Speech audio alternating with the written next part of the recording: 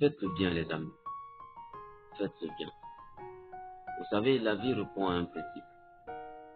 Tout ce que tu vas semer, tu le moissonneras. Si tu sèmes le bien, tu vas le moissonner.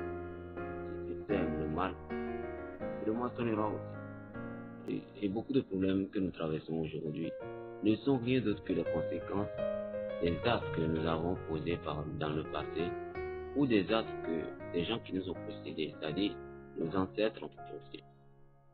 Il y a beaucoup d'instabilité que nous vivons aujourd'hui, beaucoup de problèmes au quotidien qui sont dus à des comportements qui peut-être ont l'air banals ou bien pensés que nous avons eu envers des gens dans des situations bien précises, des injustices à laquelle nous avons participé, des pratiques qui sont peu catholiques que nous avons eu à pratiquer sur des gens par le passé et qui aujourd'hui nous ont rattrapés et qui sont des conséquences que nous allons subir sur une période donnée ou sur tout au long de notre vie.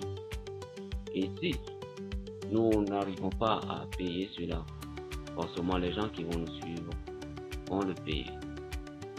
C'est comme ça. Et il y a également, d'accord, de ces choses-là que nous vivons, de cette stabilité que nous vivons, de ces bons moments que nous vivons, des opportunités, des chances que nous vivons, qui ne sont rien d'autre que des conséquences, d'accord, des actes que nous avons eu à poser, ou bien des actes, des bons actes, des actes de foi que nos précédents, c'est-à-dire ceux qui nous ont précédés, nos ancêtres, ont posé. Dans ton âme de conscience, tu sais que là où tu es aujourd'hui, tu es en train de semer du désordre dans la vie de quelqu'un, ou que tu es en train de faire du mal aux gens, que tu es un canal par lequel le mal passe pour pouvoir atteindre les gens autour de toi. Alors, il faut commencer par sentir. Il faut commencer par repentir aujourd'hui.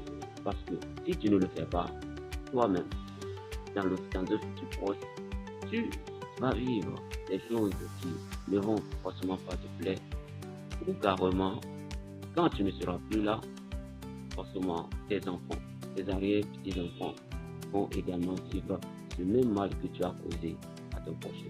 Ne laissez pas vos blessures vous conduire dans le mal. Ne laissez pas les émotions vous conduire dans le mal.